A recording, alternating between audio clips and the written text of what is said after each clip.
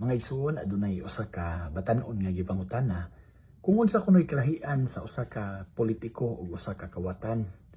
Matud pa ang iyang tubag, ang usa ka kawatan mangawat nya inighuman mudagan.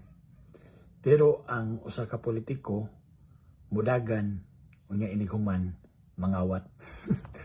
Maingon na to nga katawanan mga igsoon apan subok ni siya nga realidad. Kung atong tan-awon ang kahulugan sa politics, napasabot kini og good governance. So dili unta negative ang ato ang pagtan-aw kung magisgot ta og politika.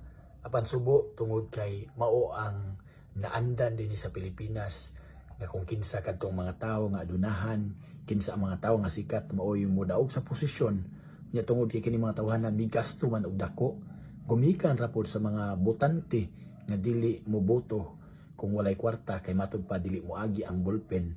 Mo na nahitabo nga daghan kayong korupsyon. Matud pa sa usa ka kanta, dili tanan politiko korap, dili tanan korap politiko. Na ay mga korap nga politiko tungod ra pod sa mga tawo. Karon mga igsoon, hapit na ang nagsingabot na pod ang ato ang election 2025 pohon alang sa nindot unta nga pinili ay magampo ta no, tinabangay ta, makikiusa ta sa panawagan sa simbahan nga dili gyud ta mudawat og kwarta magikan sa politiko aron paliton ang imong boto. Remember, that is sin, no? Sala na nga mudawat ta og kwarta gikan sa kining ato ibaligya ang atong boto.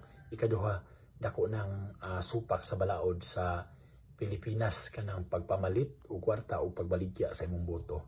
So di ni mahitabo ang kausaban mga isuon sa politika kung pipila lamang ang muhimo nini. Hinuon mahitabo nga adunay kausaban kung kita mismo magsugod sa itong kaugalingon, maningkamot aron sa pagkabot sa maanindot nga kahapsay sa eleksyon mga isuon.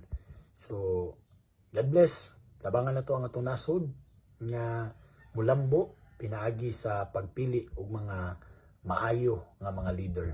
God bless.